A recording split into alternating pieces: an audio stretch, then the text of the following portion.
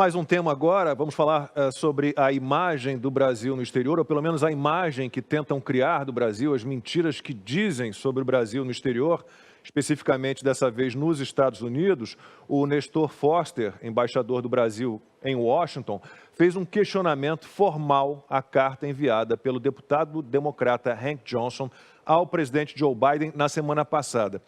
No texto, Johnson e colegas de partido pediam ao governo americano um recuo nas relações com o Brasil até que um novo líder mais alinhado a valores democráticos e direitos humanos seja eleito.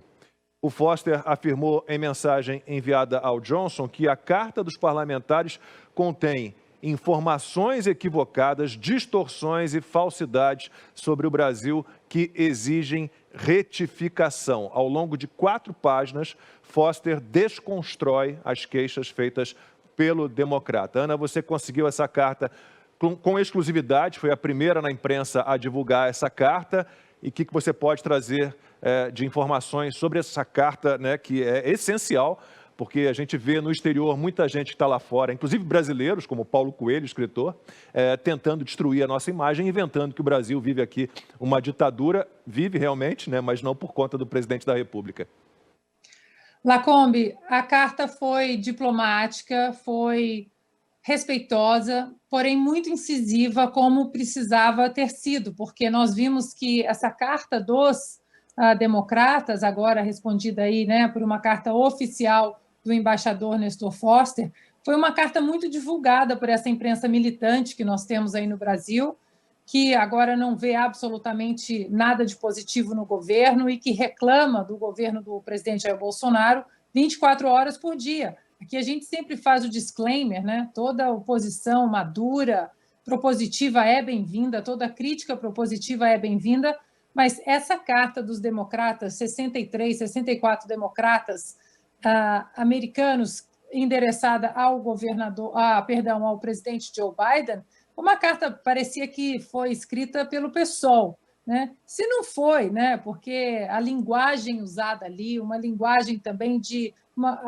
as falácias de que o presidente Jair Bolsonaro é um presidente que flerta aí com atos antidemocráticos, as mesmas coisas que a gente vem ouvindo no Brasil e que a gente discute aqui. Então, essa carta do embaixador Foster foi uma carta muito positiva para corrigir essas falácias todas aí, que a gente sabe que começa com uma pequena distorção dos fatos e isso espalha de uma maneira global. Eu queria pedir excusa a vocês três aqui, mas para ler pequenos trechos dessa carta, a carta foi muito bem colocada ali em 4 páginas, e o embaixador começa dizendo o seguinte, aspas aí para o embaixador Nestor Foster: causou-me surpresa sua carta de 14 de outubro, endereçada ao presidente Joe Biden, também assinada por outros membros do Congresso, que infelizmente contém informações equivocadas, distorções e falsidades sobre o Brasil que exigem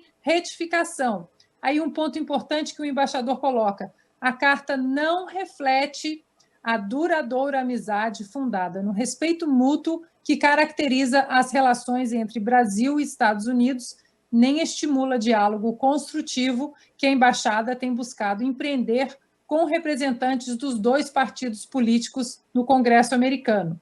Permita-me destacar os problemas mais salientes somente nos 2 primeiros parágrafos da carta e oferecer correções. E aí ele vem e coloca várias partes ali da carta, como, por exemplo, os democratas colocaram na carta que eles estavam preocupados com as políticas que o presidente Bolsonaro vem implementando no Brasil, que ameaçam o Estado de Direito, os direitos humanos, a saúde pública e o meio ambiente. Aí o embaixador diz que a carta não menciona um único exemplo das supostas ameaças, porque elas simplesmente não existem. Depois, o embaixador Nestor Foster também, em relação à parte da carta que fala: exortamos Vossa Excelência, aí o presidente Joe Biden, a administração Bolsonaro, mensagem clara de que, se persistirem os ataques do presidente Bolsonaro ao processo eleitoral, as relações Estados Unidos e Brasil ficarão severamente comprometidas? Aí o embaixador responde: o debate político no Brasil, como em qualquer grande democracia, ocorre dentro de um quadro institucional robusto, sob a égide de uma sociedade civil dinâmica. E aí,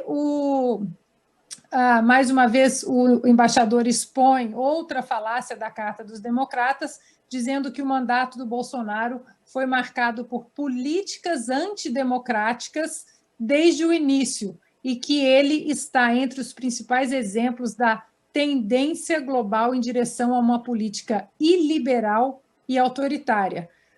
O embaixador diz que isto não é verdade e coloca na carta oficial da Embaixada de Washington que o presidente Bolsonaro nunca implementou nenhuma política antidemocrata, que, mais uma vez, a carta faz uma declaração bruta, abrangente e é apoiada por quaisquer fatos. Para finalizar, os dois últimos parágrafos da carta do embaixador dizem o seguinte: como demonstram os exemplos acima, que aí ele cita todas as políticas do governo do presidente Jair Bolsonaro sobre direitos humanos, criação de empregos, políticas ambientalistas e dentro da Covid, mostrando que o Brasil hoje, 94% dos adultos já estão vacinados com a primeira dose contra a Covid, da vacina, e 68% totalmente imunizados. E aí ele fecha com os seguintes parágrafos: como demonstram os exemplos acima, a carta em questão não tem amparo nos fatos e em nada contribui para a amizade e cooperação entre Brasil e os Estados Unidos, especialmente na área da defesa, cujas raízes remontam à luta comum de nossas tropas para derrotar o nazismo e o fascismo na Segunda Guerra Mundial. É lamentável que, sob pretexto de promoção da democracia e dos direitos humanos, objetivo plenamente compartilhado pelo governo brasileiro, a carta propõe uma visão de mundo que tem dificuldade em lidar com diferenças políticas e com os fatos. Nas palavras de um grande estadista brasileiro, o Barão do Rio Branco, mais de um século atrás, os Estados Unidos podem considerar o Brasil seu mais antigo e certamente um de seus mais constantes e leais amigos neste continente. E aí fecha a carta o embaixador Foster: estou certo de que essa visão de longo prazo de amizade e cooperação que tem guiado as relações entre o Brasil, os Estados Unidos e nossos dois povos seguirá prevalecendo nos próximos anos. Aí, Lacombe, eu passo para o Constantino, para vocês aí, para o Fiuza, que foi importante, né, essa carta do embaixador, e por isso a gente quis dar um destaque, porque hoje existe uma ala do Partido Democrata aqui nos Estados Unidos muito radical. O Partido Democrata de John Kennedy praticamente não existe, e é dentro dessa ala radical que são impostas e empurradas até no nível, né, mundial essas falácias sobre o governo do Brasil. Então, eu passo para vocês aí agora para a gente fechar o programa. Constantino, você primeiro, depois o comentário final do Fiuza.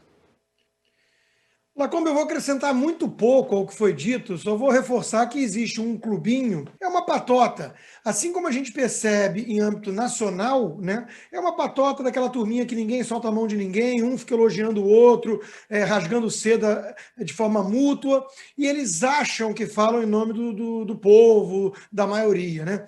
Então é isso em nível global. Né? É muito curioso você observar isso. Os jornalistas de esquerda desses velhos veículos de comunicação dizendo o mundo está com vergonha de Bolsonaro. Aí ele pega uma chamada do The Guardian, que é um jornaleco britânico de esquerda.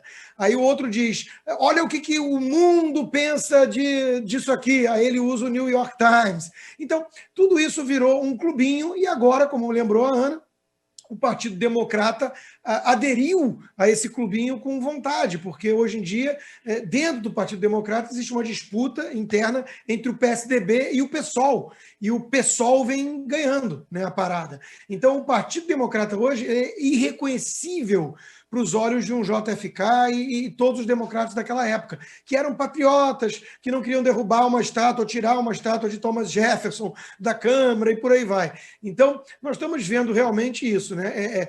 Um cria a narrativa, o outro menciona o que criou a narrativa, aí o terceiro vai lá e cita os outros dois como prova de que o mundo inteiro está preocupado com aquilo, e virou a verdade revelada, né? A opinião publicada, né?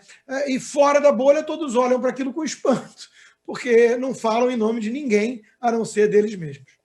Fiuza, seu comentário final para a gente encerrar. Eu entendi a carta, entendi perfeitamente essa carta. Eles se dizem preocupados com a eleição no Brasil. Então, eles provavelmente estão desejando o padrão porco de eleição que consagrou o fenomenal Joe Biden.